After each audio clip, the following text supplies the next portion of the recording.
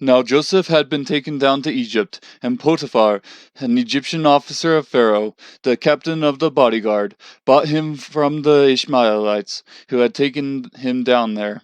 The Lord was with Joseph, so he became a successful man, and he was in the house of his master, the Egyptian.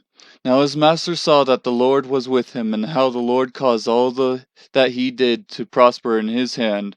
So Joseph found favor in his sight, and became his personal servant, and he made him overseer over his house, and all that he owned he put in his charge. It came about that from the time he made him overseer in his house and over all that he owned, the Lord blessed the Egyptian's house on account of Joseph. Thus the Lord's blessing was upon all that he owned, in the house and in the field. So he left everything he owned in Joseph's charge, and with him there he did not concern himself with anything except the food which he ate. Now Joseph was handsome in form and appearance. It came about after these events that his master's wife looked with desire at Joseph, and she said, "Lie with me." But he refused, and said to his master's wife, "Behold, with me here, my master does not concern himself with anything in the house, and he has put all that he owns in my charge. There is no one greater in this house than I, and he has withheld nothing from me except you, because you are his wife. Now then could I do this great evil and sin against God?" As she spoke to Joseph day after day, he did not listen to her to lie beside her or be with her.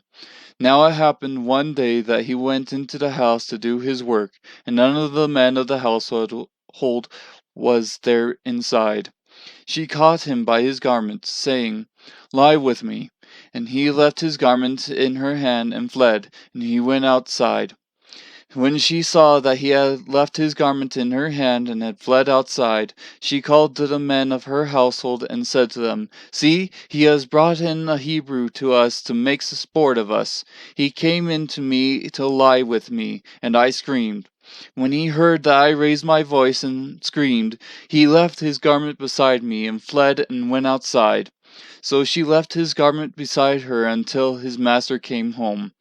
Then she spoke to him with these words, "The Hebrew slave, whom you brought to us, came in to me to make sport of me.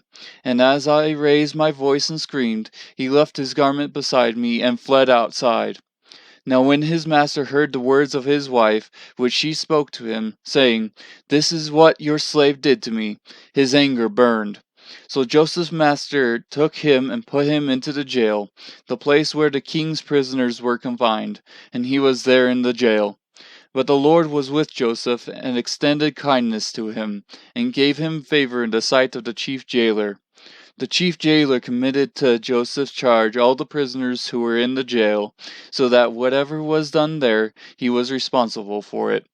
The chief jailer did not supervise anything under Joseph's charge, because the Lord was with him, and whatever he did, the Lord made to prosper.